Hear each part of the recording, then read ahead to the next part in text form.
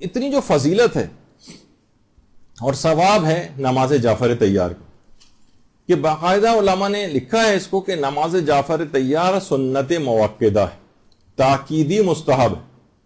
اور آیت اللہ سیستانی نے باقاعدہ عروہ کے اندر یہ بات لکھی کہ نماز جعفر طیار سنت موقدہ ہے. عامہ اور خاصہ میں یہ نماز بہت مشہور ہے. عامہ یعنی غیر شیعہ مسلمان، خاصہ یعنی برادران ایمان، ان میں روایت بہت مشہور ہے اس کی فضیلت کی، اور روایات متواترہ سے یہ نماز ثابت ہے. اس نماز کو اکسیر اعظم اور کبریت احمر بھی کہا جاتا ہے. سرخ گندک جو ایک زمانے بہت نایاب تھی، یعنی کسی چیز کو بہت نایاب، بہت پریشس اور یہ قرار دیا جاتا تو کبریت احمر کہا جاتا ہے، تو وہ اس کو کہا جاتا ہے. اور یہ نماز آخر کون کون سے ایسے کام ہیں جن کے لیے خصوصیت کے ساتھ تعلیم کیا گیا، بہت زیادہ سفارش کی گئی. دیکھیے پہلے تو آپ ہر کام، ہر جائز کام اس کے لیے نماز جعفر طیار ہر جائز حاجت کے لیے پڑھ سکتی، عام ہو کام اس کے لیے بھی اور پیچیدہ کوئی اور مشکل کام ہو اس کے لیے بھی. آیت اللہ بہجت سے بھی یہ بات پوچھی گئی تھی کہ سخت اور پیچیدہ مشکلات کو کیسے حل کرنا چاہیے. آیت اللہ بہجت نے جواب دیا تھا کہ نماز جعفر طیار کو تسلسل کے ساتھ پڑھیں اور ناغہ نہ کریں، اللہ آپ کو مشکلات کے مقابلے میں کامیابی عطا کرے گا. تو نماز جعفر طیار اس اعتبار سے کہ ہر پیچیدہ سے پیچیدہ، مشکل سے مشکل کام کے لیے بھی نماز جعفر طیار ہے. اور عام کاموں کے لیے بھی ظاہر حاجت انسان کی ہوتی، بہت زیادہ نہ ہو لیکن ہوتی ہے، اس کے لیے بھی انسان اس نماز کو پڑھ سکتا ہے. اور اس کے علاوہ وسعت رزق کے لیے، کسی کو مالی پریشانی ہو، مالی تنگی ہو، اس کے لیے بھی یہ نماز ہے. اور شادی میں صورت کے لیے، یعنی بہت جلد اگر کوئی شخص چاہے کہ وہ اس رشتہ ازدواج کے اندر بن جائے تو وہ نماز جعفر طیار پڑھے. آیت اللہ بہجت اس کی بہت زیادہ تاکید کرتے تھے کہ شادیوں میں سہولت اور آسانی کے لیے نماز جعفر طیار کو پڑھا جائے. اور خاص طور پر ایک عمل اور ایسا ہے جو آیت اللہ صادق روحانی نے بھی بتایا ہے، بیچ میں ضمناً آ گیا، اس میں بھی نماز جعفر طیار کیونکہ آ رہی ہے. فرماتے ہیں 40 روز تک اگر نماز جعفر طیار پڑھی جائے اور نماز امیر المومنین پڑھنے کے بعد زیارت عاشورہ پڑھی جائے، یعنی یہ 40 روز تک یہ اعمال ہوں، اور ان 40 دنوں میں ہر شب جمعہ جو آئے گی اس میں درمیانے شب میں اٹھ کر 14,000 مرتبہ یا علی یا علی یا علی اس طرح سے پڑھیں کہ کوئی دوسرا اس جگہ پر موجود نہ ہو.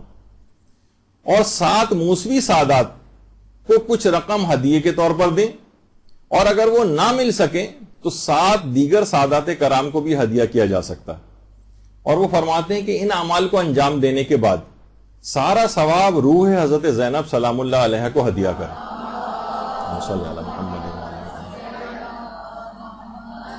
وہ فرماتے ہیں کہ بہت جلد شادی کے لیے عمل تجربہ شدہ ہے اور بہت تیز رفتاری کے ساتھ مدعا حاصل ہو جاتا ہے. نماز امیر المومنین آپ دیکھ سکتی ہیں، مفاتی وغیرہ کے اندر آپ کو اس کا طریقہ مل جائے گا، اور نماز جعفر طیار کا تو بھی آگے چل کر آ ہی رہا ہے. تو یہ بہت مجرب ہے، اس میں 40 روز تک نماز جعفر طیار بہت تیز رفتاری کے ساتھ اگر اس مدعا کو حاصل کرنا ہے تو انشاءاللہ بہترین رشتے آتے ہیں جن لوگوں نے اس کو تجربہ کیا ہے، اور بڑے بڑے علماء اور مراجع اس کی تاکید کرتے ہیں. تو آیت اللہ صادق روحانی کا، اور اس کے علاوہ ایک سورہ احزاب کا بھی عمل ہے، بیچ میں بات آ رہی ہے تو پیغمبر نے باقاعدہ تفسیر مجموع البیان میں جو 4 جلد میں بات روایت آئی ہے کہ جو اس سورہ احزاب کو ہرن کی کھال پر لکھ کر وہ اویلیبل نہ ہو تو عام کاغذ پر بھی لکھی جا سکتی، تنگ منہ کی بوتل میں رکھ کر گھر میں رکھے تو اللہ کے حکم سے اس کی بہنوں، بیٹیوں اور دیگر رشتہ داروں کی شادی کے لیے اچھے رشتے آئیں گے، خواہ وہ انسان غریب ہی کیوں نہ ہو. باقاعدہ روایت میں یہ بھی ہے. اور اس کے علاوہ سورہ طٰہٰ کے سلسلے میں بھی بات آئی ہے کہ ہمارے چھٹے امام جعفر صادق علیہ الصلوۃ والسلام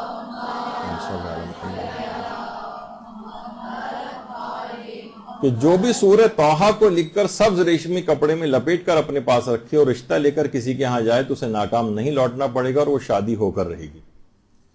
تو بہت یہ چیزیں ایسی ہیں. دیکھیں آج کل لوگوں کے اعتقادات ختم ہو گئے ہیں، لوگوں کو یہ باتیں بتائی جائیں. اب دیکھیں سوشل میڈیا پہ کبھی حدیثیں آتی ہیں، کبھی ہمارے پلیٹ فارم مدرسے سے ہوتی ہیں، تو بہت سے اس قسم کے افراد آج کل ان حدیثوں کا مذاق اڑانے لگے ہیں، ان کو کوشش یہ ہوتی ہے کسی طریقے سے ان کو ضعیف ثابت کر کے لوگوں کی نگاہ میں ان کی اہمیت کو جو ختم کیا جائے. تو اور یہ خالی یہ نہیں، سورہ طٰہٰ کا آپ نے آگے بھی دیکھا کسی کے اندر تفسیر برہان میں کہ صلح کرانے کی نیت سے لڑنے والوں کے پاس اگر جائے، یعنی سب کپڑے میں لپیٹ کر سورہ طٰہٰ کو لکھے اور لڑنے والوں کے پاس جائے تو وہ جھگڑا ترک کر کے صلح بھی کر لیں گے، یہ بھی آیا ہے. تو بہرحال اس انداز سے آپ دیکھیں تو سورہ طٰہٰ. اور ایک اور جو آیت اللہ سیستانی نے بھی ایک نماز ریکمینڈ کی، نماز استغاثہ حضرت زہرا. اس نماز کے اوپر بھی بہت زیادہ آج کل اعتراضات ہونے لگے ہیں، اور ایک وہابی افکار جو شیعت کے اندر کچھ جراثیم کے طور پر انجیکٹ کیے جا رہے ہیں، اس میں ان چیزوں کو شرک اور اس طرح کی چیزیں بنا کر پیش کیا جا رہا ہے، جبکہ بڑے بڑے مراجع نماز استغاثہ یعنی سجدے میں جا کر اور یا مولاتی یا فاطمۃ اغیثینی جو ہے کہ جو جملے ہیں یہ کہے جاتے ہیں، اور یہ توسل ہی کی ایک قسم ہے، نہ کہ ظاہر نماز اللہ کے لیے پڑھی جا رہی ہے. حضرت زہرا کے لیے تو نماز نہیں پڑھی جا رہی ہے، ان کے نام سے منسوب ہے اور ان سے توسل اختیار کیا جاتا ہے، نہ کہ سجدہ ان کو کیا جا رہا ہے جیسے کہ تاثر دیا جاتا ہے. تو بہرحال یہ کہ یہ بھی نماز بڑی مجرب ہے. تو یہ بیچ میں کیونکہ اس کا تذکرہ آیا تھا تو میں نے کہا کہ 2-4 چیزیں اور بھی ساتھ ہی اس کے تذکرہ کر دی جائے. تو نماز جعفر طیار شادی کے سلسلے میں بہت جلدی اگر ہو تو یہ نماز بہت ہی زیادہ سفارش شدہ. اسی طرح سے گناہوں کی مغفرت کے لیے انسان کتنا زیادہ اپنی زندگی کے اندر دیکھے کہ واقعتاً پوری زندگی گناہوں سے کیسی بھرپور نظر آ رہی. تو پیغمبر فرماتے تھے کہ اے جعفر طیار سے کہا تھا جو اس نماز کو بجا لائے تو خواہ اس کے گناہ صحرا کی ریت کے برابر ہوں، خواہ سمندر کی تہ میں جتنی ریت ہوتی ہے اس کے برابر ہوں، سب اس نماز کو پڑھنے کی وجہ سے بخشے جائیں گے. اور باقاعدہ ثواب الاعمال میں تو ہمارا 8ویں امام علی رضا علیہ الصلوۃ والسلام اللہم صلی علی محمد، امام نے اس میں جملے یہ ارشاد فرمائے کہ اگر کسی کے گناہ ریگستان کی ریت کے برابر ہوں اور کفے دریا جو جھاگ ہوتا ہے دریاؤں کے اندر اس کے بھی برابر ہوں تو بھی پروردگار عالم وہ بخشا جائے گا. اور امام نے فرمایا یہ جو بخشے جانے والی بات ہے اور یہ جو اختصاص ہے اور خصوصیت ہے یہ ہمارے شیعوں کے لیے، یعنی یہ اگر اس نماز کو پڑھیں گے تو بخشے جائیں گے. تو بے تحاشا اس نماز کا ثواب ہے. نامہ اعمال اس نماز کو پڑھنے کے بعد اس قدر بھاری ہو جاتا ہے کہ مفاتیح الجنان میں شیخ عباس قمی نے باقاعدہ یہ بات لکھی ہے کہ جو شخص بھی نماز جعفر طیار پڑھتا ہے ہر رکعت کے بدلے اسے 1000 حج مقبول کا ثواب ملتا ہے اور 1000 مستحب عمروں کا ثواب ملتا ہے. یعنی 4 رکعت ہی کیونکہ نماز ہو تو 4000 حج اور 4000 عمرے کا ثواب. دیکھیے وہاں پر لوگ آج کل اس میں بھی لوگ آج کل بخل کرنے لگے ہیں، زیادہ ثواب والی چیز بتائی جائے تو ان کو یقین نہیں آتا، حالانکہ ان کو دیکھا جائے تو جس بارگاہ سے یہ چیزیں عطا ہو رہی ہیں نہ وہاں عطا میں کوئی کمی ہے، نہ وہاں پر بخل ہے اور نہ خزانے میں کمی ہونے کا کوئی خدشہ ہے. تو وہ بے تحاشا ثواب اس نماز کے ذریعے اپنے بندوں کو عطا کرنا چاہتا ہے. تو اس کے علاوہ حاجت براری کے لیے، حاجت کے لیے کوئی سی بھی، ہمارے چھٹے امام نے اس کی بڑی تاکید کی ہے اور باقاعدہ مصباح المتحجد جو شیخ توسی کی کتاب ہے اس میں ہمارے چھٹے امام نے باقاعدہ ایک طریقہ کار اس نماز کو پڑھنے کا بتایا ہے کہ 3 دن تک روزہ رکھے، بدھ جمعرات اور جمعہ. اور بدھ جمعرات جمعہ تو روزہ رکھے گا، لیکن جو شب جمعہ آئے گی اس دوران تو 10 مسکینوں کو ایک مد یعنی 3 پاؤ غلہ، یعنی آٹا ہی چلیں، آٹا چاول وغیرہ 3 پاؤ شب جمعہ 10 مسکینوں کو دے. اور پھر جب روز جمعہ آئے تو اس میں وہ غسل کرے. اور اگر ممکن ہو تو کسی میدان میں کھلی جگہ پر، روایت میں تو خیر ریگستان کا لفظ ہے، اگر وہ ممکن نہیں ہوتا تو کھلی جگہ پہ جائے، اور نہیں اگر کوئی شخص جیسے خواتین نہیں جا سکتی تو اپنے گھر میں ہی جو ہے وہ نماز جعفر طیار پڑھے. یعنی امام نے فرمایا کہ اس کے بعد نماز جعفر طیار پڑھے اور پھر ایک دعا ہے یا من اظہر الجمیل، وہ آپ کتابوں کے اندر دیکھ سکتی ہیں، وہ اس کو پڑھے.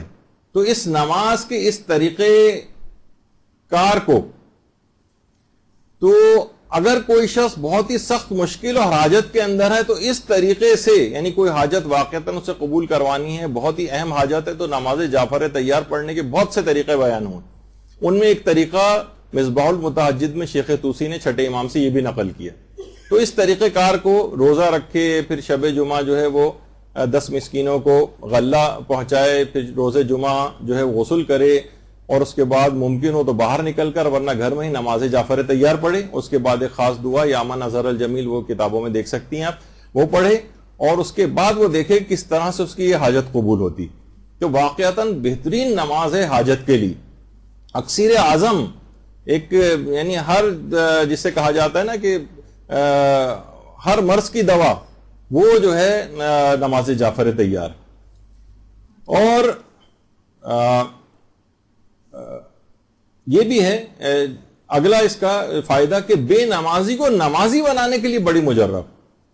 آج کل لوگ کتنا زیادہ تنگ ہوتے ہیں, بار بار مائیں پوچھ رہی ہوتی ہیں, والدین پوچھ رہے ہوتے ہیں کہ ہم کیا کریں, اولاد نماز کے لیے قائل نہیں ہوتی ہے. اس میں خیر بہت ساری وجوہات تربیت کے حوالے سے بھی کمیاں اور خرابیاں ہیں, اور اس کے لیے الگ یہاں پر دروس بھی ہو چکے ہیں, کتابیں بھی اس کے سلسلے میں موجود ہیں. لیکن بے نمازی کو نمازی بنانے کے لیے کہ وہی کتاب جو بسوئے محبوب, وہ جو میں نے کہا تھا کہ آیت اللہ بہجت کی زندگی میں لکھی گئی تھی, ان کے ارشادات, فرمودات اور ان کی نصیحتوں پر اور ان کی سیرت پر مبنی جو کتاب تھی, اس کتاب کے اندر بھی بات ہے کہ آیت اللہ بہجت سے کسی نے آ کر پوچھا تھا کہ مجھے یہ بتائیے کہ میرا بھائی نماز نہیں پڑھتا ہے, بہت سمجھاتے ہیں, بہت نصیحت کرتے ہیں, لیکن وہ باز نہیں آتا, نماز پڑھ کے ہی نہیں دیتا. تو آپ نے فرمایا کہ تم اس کے لیے نماز جعفر تیار پڑھو, اور نماز جعفر تیار پڑھنے کے بعد اس کی ہدایت کی دعا کرو, اور کوشش یہ کرو اسی نماز کے آخری سجدے میں, یعنی 4 رکعتی جو نماز جعفر تیار, اس کا جو آخری سجدہ آئے گا, چوتھی رکعت کا آخری سجدہ, اس میں جا کر اپنے اس بھائی کے لیے تم دعا کرو. اردو زبان کے اندر بھی بطور دعا آپ سجدے, آخری سجدے کے اندر جا کر نماز جعفر تیار کی آخری رکعت کے آخری سجدے میں بھی کسی بھی بے نمازی کے لیے یہ دعا مانگی جا سکتی. تو کہتے تھے کہ آخری رکعت کے آخری سجدے میں جا کر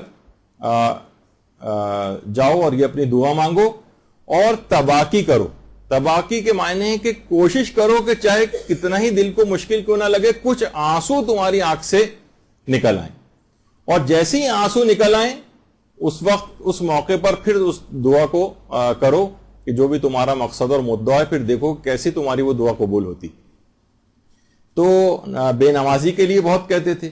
بلند مقامات کے حصول کے اعتبار سے بھی یہ نماز جو ہے, یہ صرف یہ نہیں کہ ہم صرف دنیاوی حاجات اور اس کے لیے انسان اپنے آخرت میں بلند مقامات کا حصول چاہتا ہے کہ میں دنیا کے اعتبار سے بھی اور آخرت کے اعتبار سے بھی بڑے مقامات کو حاصل کروں. کتنے افراد دیکھیے ایسے ہیں, اس پہ ہماری گفتگو ہو چکی ہے, کربلائی کاظم ساروقی, اور 2 سال پہلے ایران میں ان کے اوپر ایک فلم بھی بننا شروع ہوئی تھی, مجھے پتا نہیں اس کے بعد, لیکن شاید کوئی چھوٹا موٹا کلپ تو بن چکا ہے. کربلائی کاظم ساروقی یہ اس صدی کا معجزہ کہے جاتے ہیں. یہ بالکل ایک ان پڑھ شخص ہے. اس پہ ان کے حالات پر تفصیلی گفتگو ہمارے ہاں یا تو امام زمانہ علیہ السلام کے موضوعات پہ جو لیکچرز ہوئے ہیں,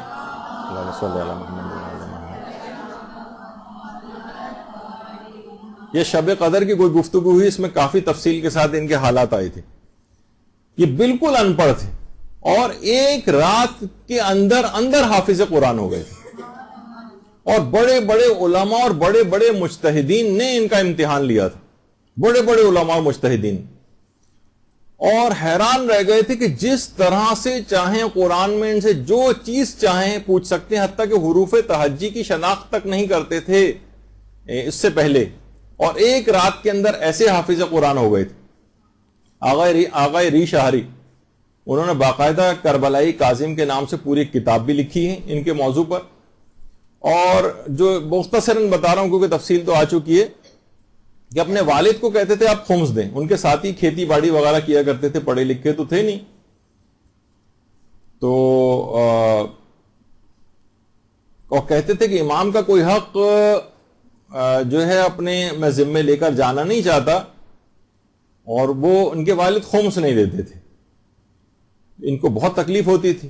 اسی زمانے میں ایک مبلغ جو ہے ساروق آئے تھے, ساروقی اسی اعتبار سے ان کو کہا جاتا ہے. اور اس نے آ کر باقاعدہ اس مبلغ نے ایک تقریر کی کہ کوئی شخص خمس نہ دے تو مال پہ خمس نہ نکالے تو اس کی غذا بھی حرام ہو جاتی ہے، لباس پر خمس نہ نکالے تو اس کی نماز بھی ٹھیک نہیں ہوتی ہے اس کے اندر۔ والد کے پاس یہ آئے، کہا کہ ہمیں خمس نکالنا چاہیے، والد تیار نہیں ہوتے تھے، تو یہ والد کو چھوڑ کر دوسرے شہر چلے گئے، کچھ عرصے تک وہاں پر رہے، لیکن والد نے پھر پیغام بھیجا کہ اچھا میں تیار ہوں۔ دیکھیے بعض اوقات ہوتا ہے نا، گناہوں کے مقابلے میں سٹینڈ لینا ہوتا ہے۔ ہمارے ساتھ یہ ہوتا ہے کہ ہم تھوڑا سا اگر کچھ آواز نکالتے بھی ہیں تو دوسری طرف سے اگر ایک ذرا سا بھی اسٹرانگ ریئیکشن آتا ہے تو ہم 2 قدم اور پیچھے ہو جاتے ہیں، یعنی اتنے کمزور طریقے سے گناہوں کے مقابلے میں آتے ہیں کہ ہمیشہ وہ دوسرا جو ہے وہ چاہتا ہی چلا جاتا ہے، گناہ گار بھی جو ہوتا ہے مقابلہ کیا جاتا ہے۔ تو انہوں نے مقابلہ کیا، کہا کہ نہیں میں جب تک نہیں آؤں گا جب تک آپ یقین دہانی نہیں کرائیں گے۔ بہرحال والد ان کو یقین دہانی کرا کے واپس گاؤں لے گئے۔ جب والد نے دیکھا یہ آئی گئے ہیں تو سوچیں گے شاید ابھی اپنے تئیں انہوں نے سوچا کہ اب سدھر گیا ہوگا، ابھی خمس کے متعلق اصرار نہیں کرے گا، لیکن انہوں نے دیکھا کہ والد پھر خمس نہیں نکال رہے ہیں، تو یہ والد سے الگ ہو کے کہ ایک امامزادے وہاں پر تھے، ان کا روضہ تھا، یہ وہاں پر گئے۔ بہت مختصر کر کے میں بتا رہا ہوں تو، اور وہاں روتے روتے تھوڑی سی ان کی جس طریقے سے آنکھ سی لگ جاتی ہے، تو اچانک سے انہوں نے دیکھا کہ تھوڑی دیر بعد ہی ان کی جب آنکھ کھلی تو دیکھا کہ نورانی شخصیت وہاں پر موجود ہیں۔ اللہم صلی علی محمد وعلی محمد۔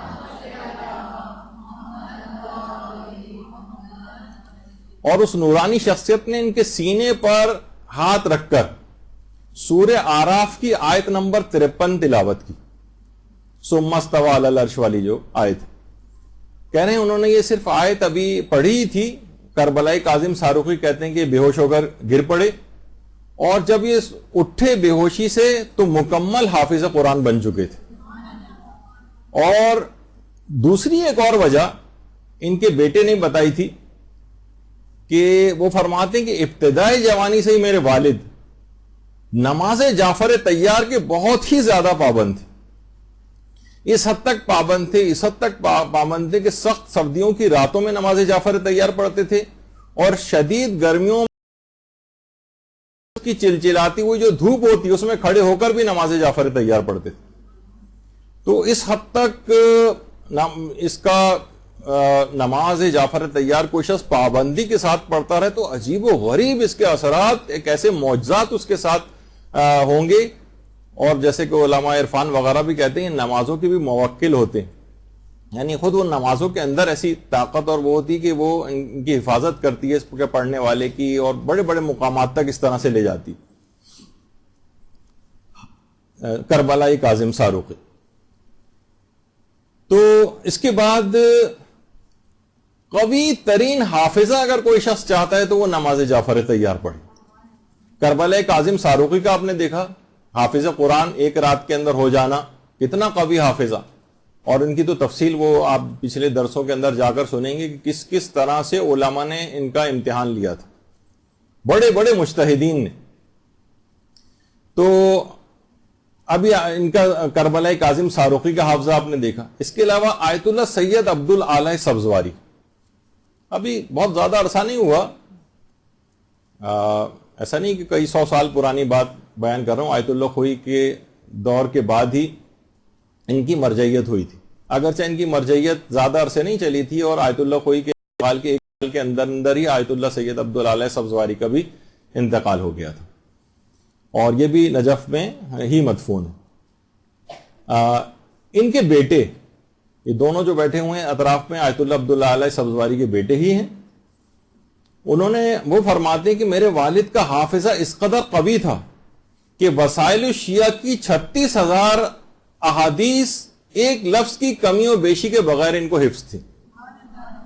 36,000 احادیث وسائل الشیعہ کی ایک لفظ کی کمی بیشی کے بغیر میرے والد کو حفظ تھی، اور بہار الانوار کی جو 110 جلدیں ان کی تمام روایات کا دقت کے ساتھ 2 مرتبہ دورہ کیا۔ دقت کے ساتھ دورے کے معنی پوری ان کی تحقیق، ان کی ہر چیز، ان روایات کے اسرار، رموز اور جتنی بھی چیزیں ہوتی ہیں ان تمام پہ مکمل غور و فکر کے ساتھ 2 مرتبہ مکمل دورہ۔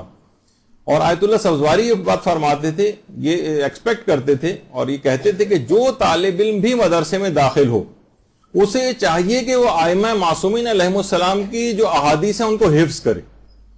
دیکھیے انسان جب بھی کسی گناہ کے مقابلے میں یا کوئی اس کو مشکل پیش آتی ہے تو اس کو جب ائمہ کی احادیث یاد ہوں گی نا تو موقع پر اس کو یاد آئیں گی، وہ ان احادیث کو یاد کر کے رک جائے گا. اگر کچھ بھی اس کے دماغ میں نہیں ہے تو ظاہر ہے پھر وہ رکنے کا کوئی امکان بھی نہیں ہوا. وہ کہتے تھے کہ میں یعنی ہر طالب علم جو بھی مدرسے کے اندر داخل ہوتا ہے اس کے لیے لازم ہے کہ وہ احادیث معصومین کو حفظ کرے.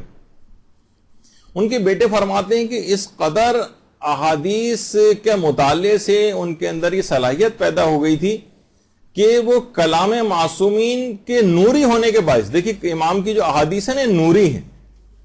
وہ مثلا کوئی بھی جملہ کہیں کوئی لکھا ہوا ہے پوری کتاب کے اندر اور اس میں بیچ میں سیاق و سباق ہٹا دیا جائے اور امام کی کوئی حدیث بیچ میں آ جائے، ان کا کوئی بھی جملہ، تو دیکھ کر پہچان لیتے تھے کہ یہ حدیث ہے اور یہ حدیث نہیں، چاہے اس کے اندر سیاق و سباق میں کچھ نہیں بھی لکھا ہوتا تھا. وہ کہتے تھے نوری ہے، یعنی کلام معصومین نوری ہے، اس کو نور کو دیکھ کر وہ پہچان جاتے ہیں. حتیٰ کہ معصومین کے لہن سے واقف ہو گئے تھے آیت اللہ عبداللہ سبزواری، اور یعنی اس حد تک معصومین کے لہن اور لہجے سے واقف ہو گئے تھے کہ وہ الفاظ کو دیکھ کر شناخت کر لیتے تھے کون سے معصوم کا یہ کلام ہوگا.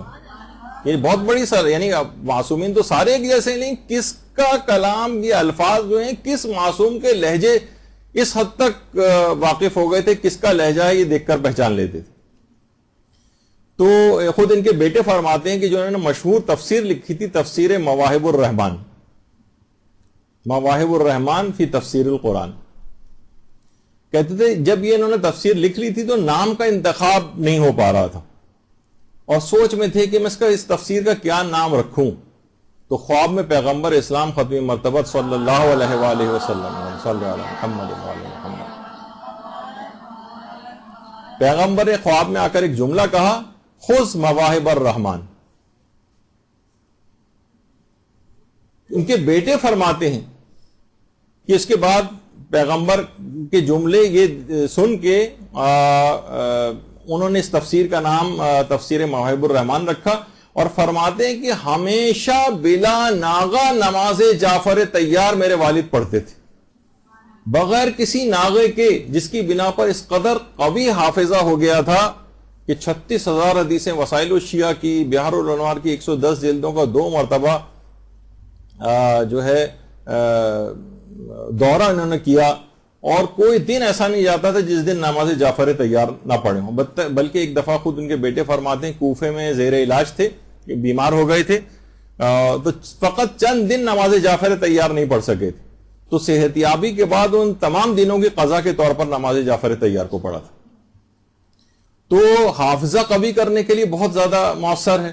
اس کے علاوہ ادائیگی قرض کے لیے بہت سارے افراد نے اس نماز کو ادائیگی قرض کے لیے بہت مجرب پایا، اور اس کے ساتھ ساتھ آج تک ہم نے کہیں دیکھا نہیں ہے لیکن مریضوں کی صحت یابی کے لیے نماز جعفر تیار بہت مجرب.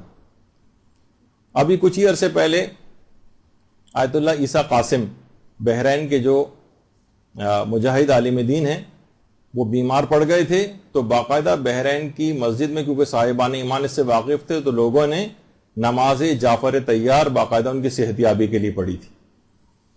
تو بہرحال اور شدید ترین مشکلات کے جو دور آتے ہیں خاص طور پر قیدیوں کی رہائی کے لیے، دیکھیں کتنے بھی آج بھی مسنگ پرسن، کتنے نوجوان ہمارے جو ہیں مومنین جو ہیں وہ غائب ہیں اور ان کا کچھ پتہ نہیں چل رہا ہے. تو قیدیوں کی رہائی کے اعتبار سے بھی نماز بہت مجرب ہے.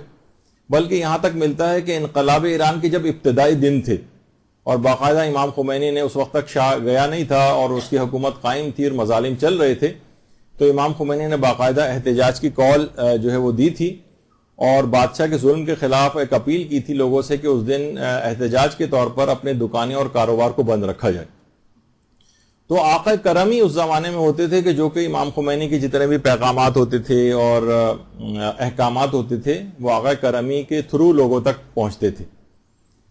تو ساواک کے نام سے جو زمانے میں سیکرٹ ایجنسی تھی ایران کی اور شاہ کے کنٹرول کے اندر تھی، ان کے مظالم تو اس قدر تھے کہ ایسے ایسے مظالم ان لوگوں نے ایجاد کیے تھے. خاص طور پر ناخن اکھیڑنا اور سرد پانی کے اندر ڈوبو کر اعتراف کسی بھی چیز کا کروانا، جسم میں کرنٹ لگانا، اور یہ سب اس کے اندر ساواک والے بہت مشہور تھے. ساواک والے جب کسی کو گرفتار کر کے لے جاتے تھے تو بہت مشکل ہی اس کی واپسی ہو پاتی تھی. تو آغا کرمی کو ساواک والے جو ہے نا وہ اٹھا کر لے گئے. لوگ بہت پریشان ہوئے اور خطرہ تھا کہ آغا کرمی کو قتل نہ کر دیا جائے. لوگ آغا مصباح کے پاس گئے. آغا مصباح نے کہا اس معاملے کو آیت اللہ بہجت کے پاس لے جانا چاہیے.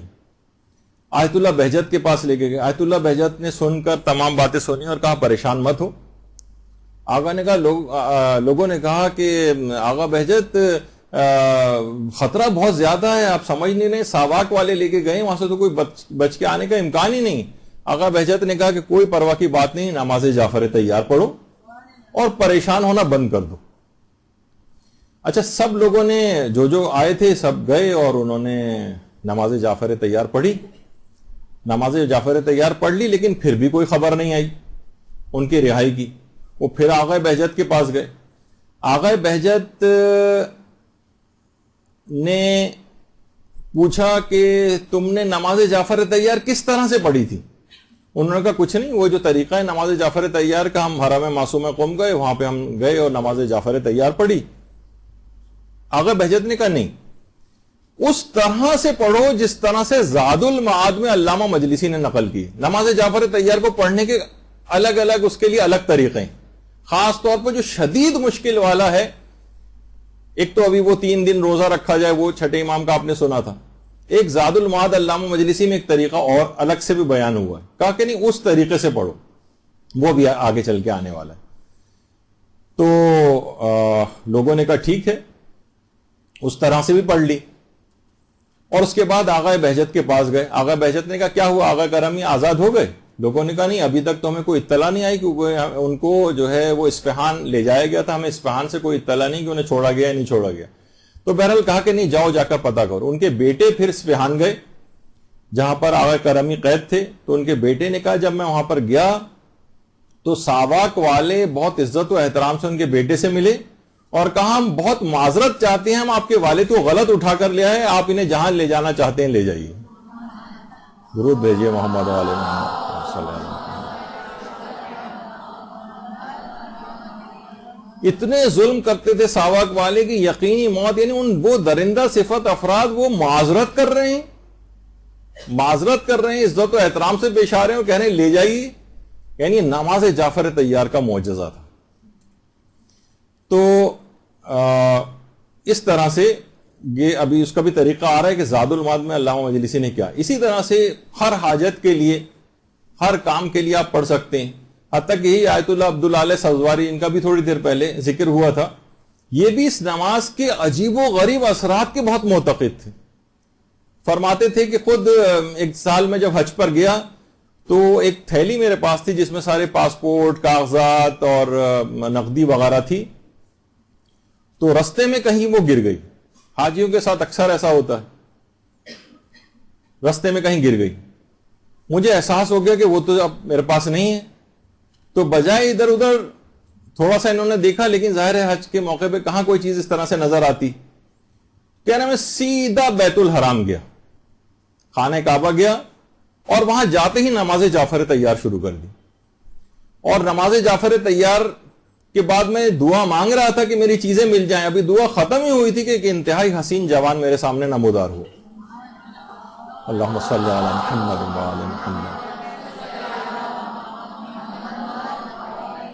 اور میرا نام لے کے مخاطب کر کے کہا سید عبدالعالی، یہ دیکھو یہ رہی تمہاری تھیلی.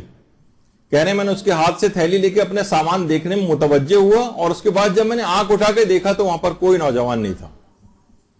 تو خود بتاتے ہیں کہ ایسے ایسے طریقہ کار سے، یعنی کسی بھی اس مقصد اور حاجت کے لیے کوئی چیز کھو جائے، یعنی کوئی جیسے کہا نا اکسیر اعظم ہے، ہر چیز کے لیے استعمال کیا جا سکتا ہے اس نماز کو، ایسی مجرب نماز.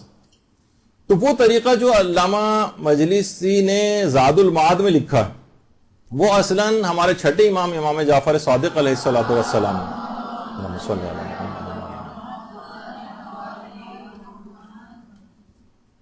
اس کے اندر وہ طریقہ کار بیان ہوا ہے اور امام نے مفضل کو یہ طریقہ سکھایا تھا. اے مفضل، جب بھی تمہیں کوئی ضروری حاجت ہو تمہیں چاہیے کہ تم نماز جعفر تیار پڑھو اور جو بھی تمہاری حاجت ہے اس کی تم دعا مانگو، انشاءاللہ وہ تمہاری حاجت پوری ہوگی. اور اس دعا کو کرنے کے بعد اپنے ہاتھوں کو بلند کرو. اور پھر ایک خاص طریقہ امام نے بتایا، یہ والا طریقہ انہوں نے کہا تھا کہ تم نے کیا آغا کرمی کے لیے نماز جعفر تیار زاد المعاد کے طریقے سے پڑھی، اب وہ طریقہ آ رہا ہے. نماز جعفر تیار پڑھی، حاجت کے لیے دعا مانگی، جو بھی آپ کی حاجت ہے، اب ہاتھوں کو بلند کریں. اور اس کے بعد امام نے فرمایا ہاتھوں کو بلند کرو اور یا رب یا رب یا رب اتنا کہو کہ سانس ٹوٹ جائے، یعنی ایک سانس میں یا رب پڑھو. پھر اس کے بعد یا ربا ہو یا ربا ہو یا ربا ہو اتنا پڑھو کہ سانس ٹوٹ جائے. پھر اس کے بعد یا رب یا رب یا رب اتنا پڑھو کہ سانس ٹوٹ جائے.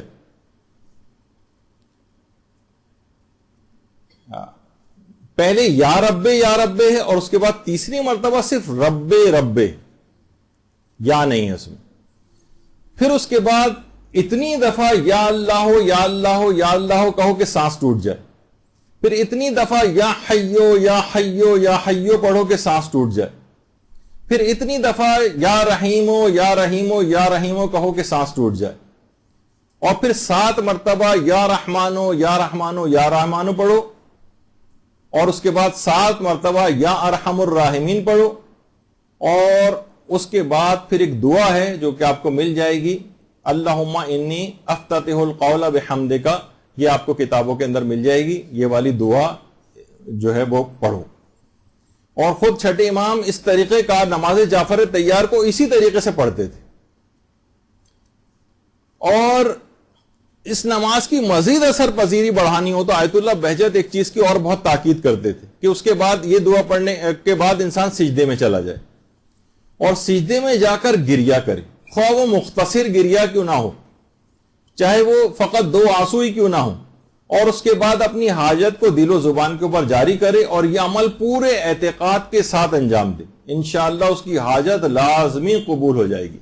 آیت اللہ بہجت بہت زیادہ اس کی تکرار کرتے تھے. تو آپ نے دیکھا کہ زاد المعاد کے اندر جو طریقہ علامہ مجلسی نے لکھا ہے اس کے اندر اس طریقہ کار کو ہاتھ دعا کے اندر اٹھا کر وہ جو اذکار پڑھنے ہیں خاص طریقے سے وہ اس طرح سے پڑھے تو انشاءاللہ کوئی وجہ نہیں ہے کہ وہ حاجت پوری نہ ہو.